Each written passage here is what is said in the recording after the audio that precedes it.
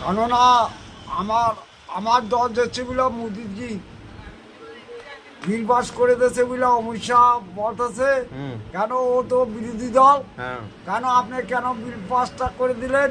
মোদিজি বলছে আমার তো এককালে আমার দলে ছিল উনি, কিন্তু এখন ও আলাদা দল করতে পারে, করলে কি হয়েছে? আমি আমার ভাই হিসেবে আমি বিল পাস করছি, বেশ করছি।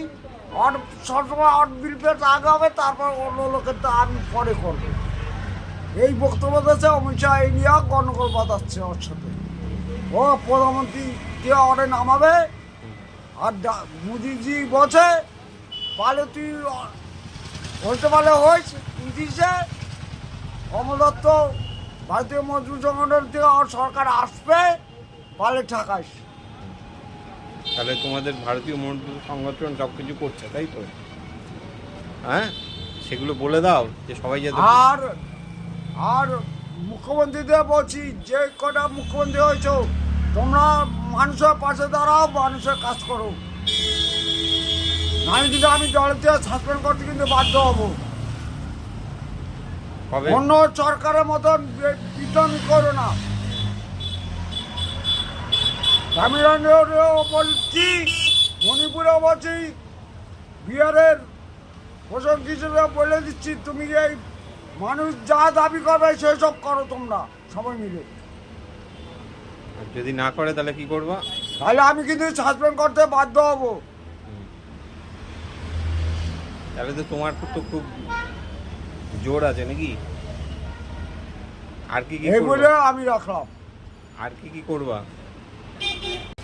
এটা বলে দাও।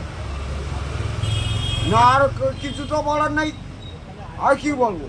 মানুষের দাবি, মানুষ যা দাবি করবে সেটাই পূরণ করবে। এদের মজবুত সংগঠন। মমতা ব্যানার্জি তোমাদের দলে চলে এসছে, তাই তো?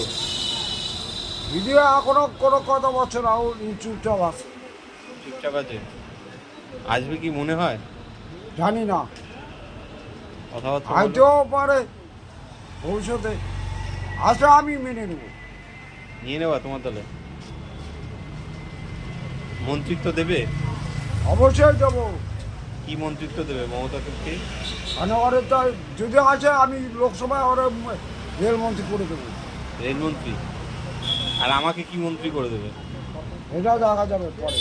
ও, আমাকে কোনো মন্ত্রী দেবে না, তাই তো? আমার মন্ত্রী পেতে গেলে কি করতে হবে বলো? এটা আমি দিতে পারবো না, সেটা বলবে আদবানি। আদবানি বলবো, তাই তো?